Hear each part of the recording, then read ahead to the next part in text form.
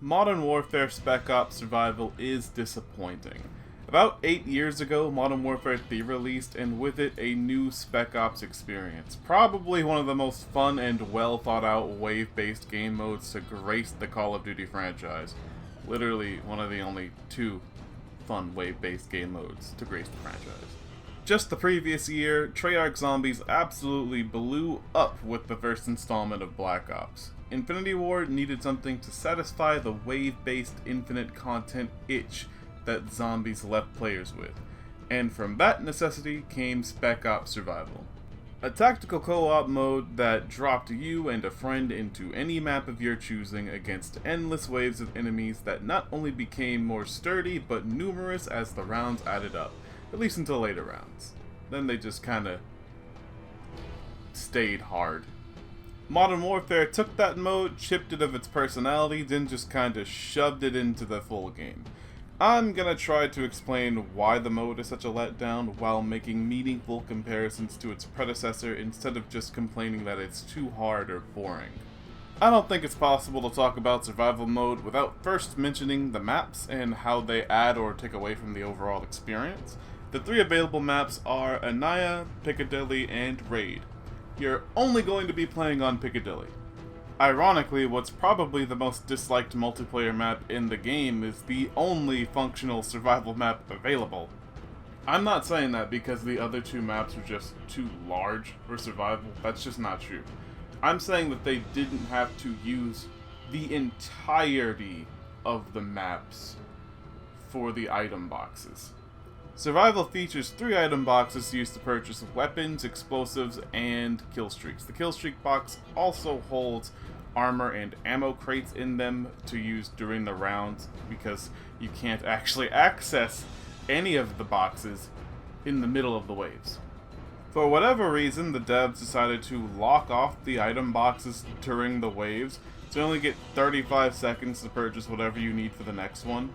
This feels like less of a challenge and more of a design flaw. You see, after Wave 5, Juggernauts start spawning, to shake things up a bit.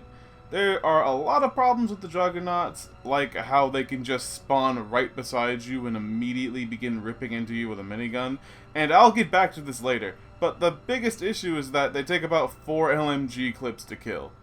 And you're probably thinking, they're supposed to be a tanky challenge. I'm fine with that. I love the Juggernauts in Modern Warfare 3. I think they're perfect. And I think that these new Juggernauts are proportionate to the overall feel of this new survival.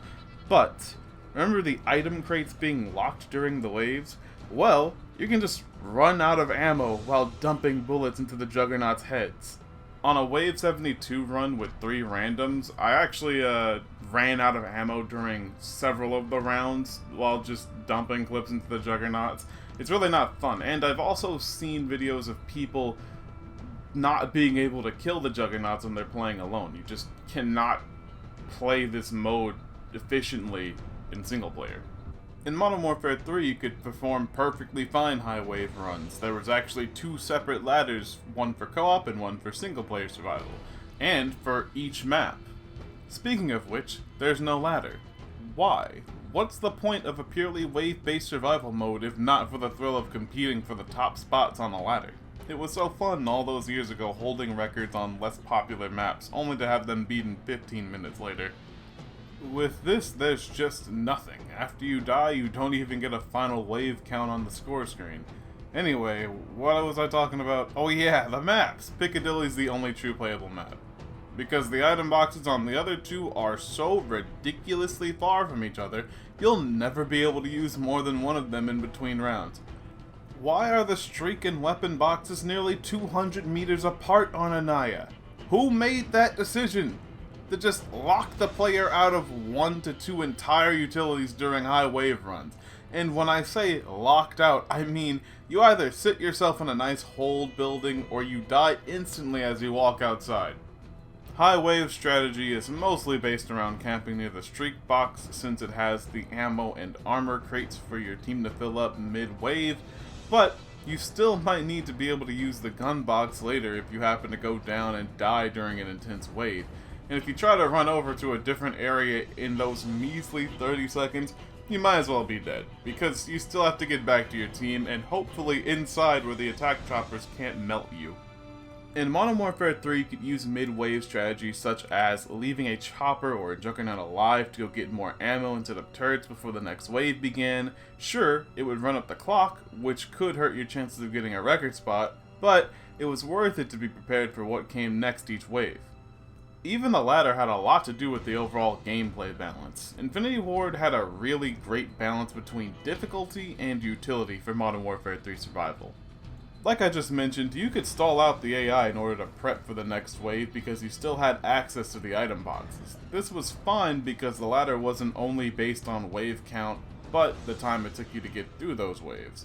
Two teams could have a resistance run of 123, but the team who spent the less time getting there had the higher spot.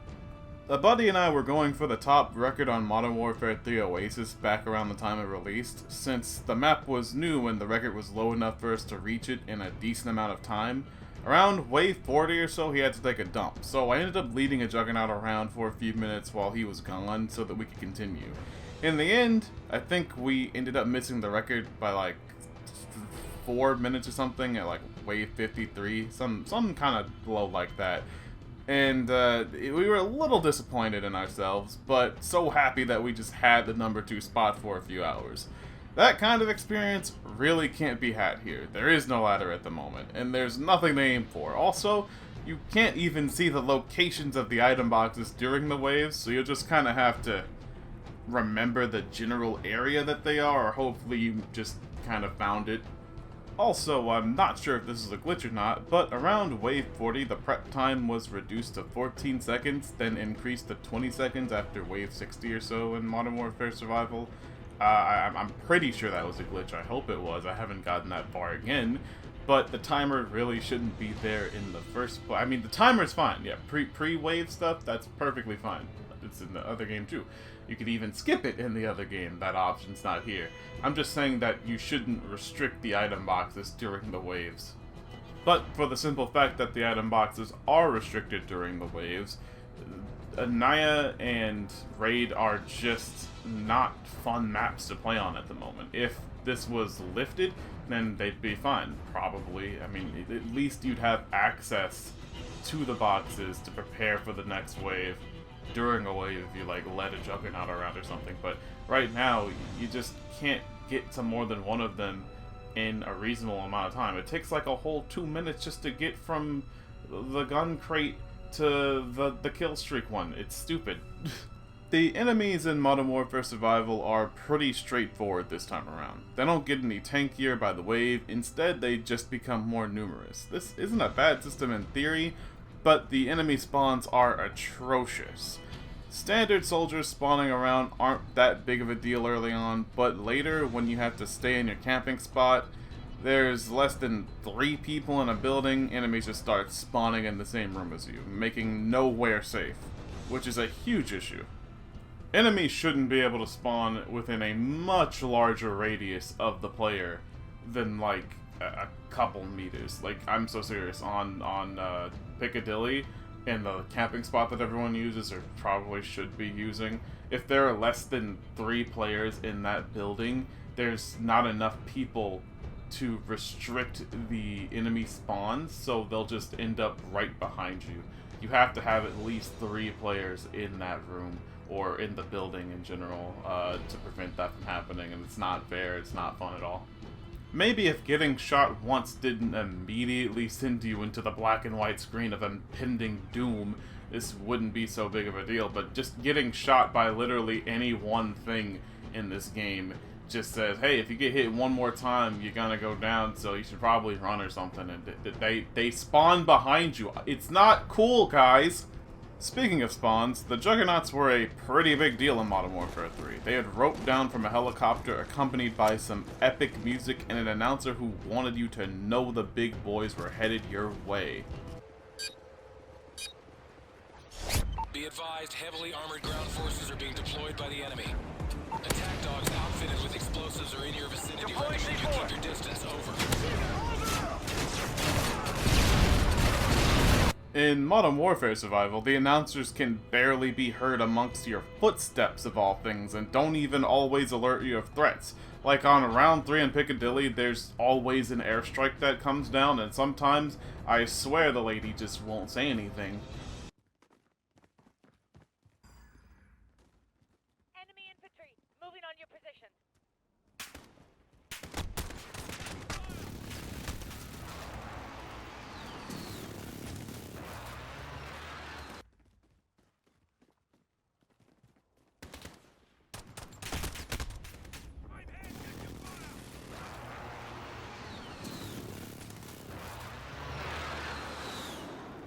Also, the Juggernauts in this game just spawn so unceremoniously most of the time that they'll just appear right beside you when the wave starts if you happen to not be next to any of your teammates, or even if you are, actually.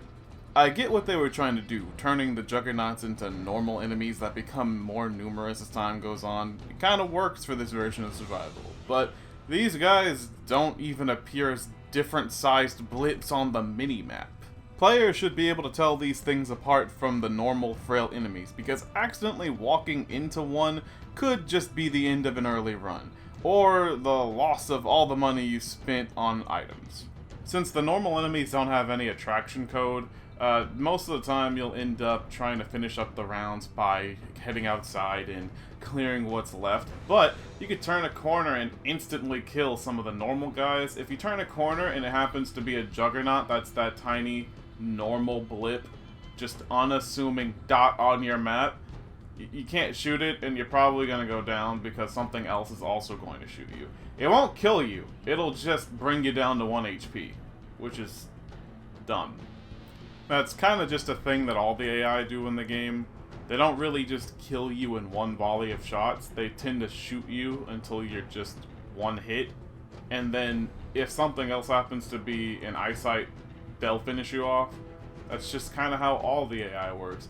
It didn't really work like that in Modern Warfare 3 most of the time. It did a little earlier, but the guns were way less melty back then too, even though that game's TTK was pretty fast as well. But Juggernauts aren't the worst of it. No. Then you have the attack helicopters, which you can't shoot down without getting put to near death at least 4 times without a minigun drop from the Juggernauts. But the absolute worst of all is the suicide bombers. For whatever reason, I'm pretty sure these guys have more health than the actual lightly armored soldiers coming for you. And you could argue realism here in that, with all the adrenaline, they're probably just taking shots out of pure willpower. But this is a video game. You're taking 5 shots unarmored for assault rifles and miniguns and still running ahead. Why are you even suicide bombers? Use your full potential as a super soldier. You should be on the front lines with a gun, not a bomb strapped to your chest. The blast radius on these guys is just too large. Why is it that on the 2nd story of a building, from like at least 15 meters away, I could take full damage from one of these bombs? I get that they were going for realism, but the whole survival scenario isn't realistic. This doesn't need to be either. I've had more runs than I'd like to admit end prematurely because a few of these guys blew up my whole team at once.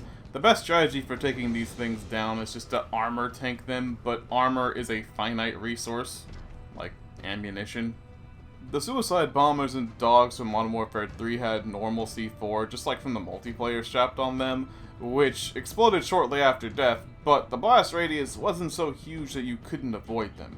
These guys just blow up upon death, or whenever they get close enough to you to do it themselves, and they can also spawn right beside you.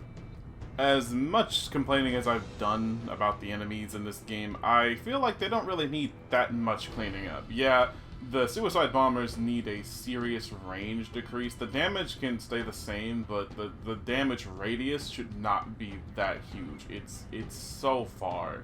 It's stupid. And it should have... The length that they are away from you should have something to do with the damage that they deal to you as well.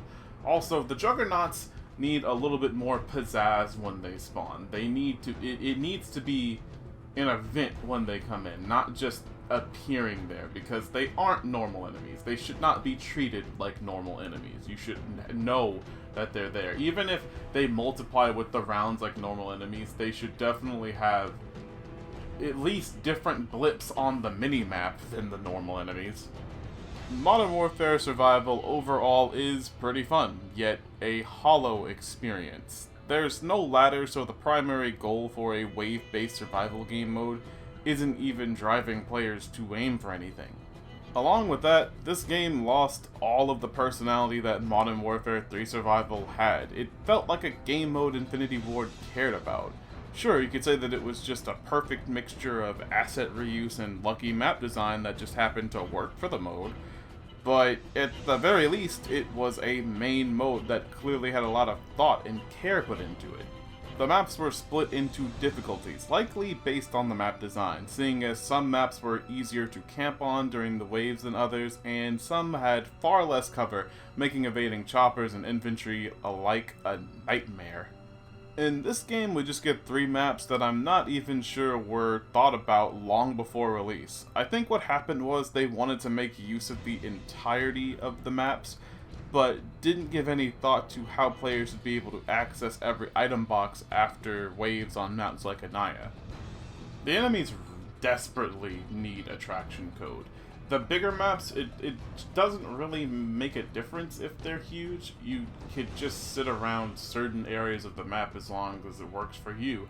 The item boxes being restricted to in between the waves really does hurt quite a bit, because you don't want to use all the map that they're trying to make you use. Like that trench on Raid, the gun box is there, and I'd like to sort of maybe use that to run away from enemies, you know, maybe get some cover, but there's no point. It's so far away from the box where I get my ammo and my armor that I'm never gonna go over there because I'll die. Just walking outside is a death sentence in the middle of the waves.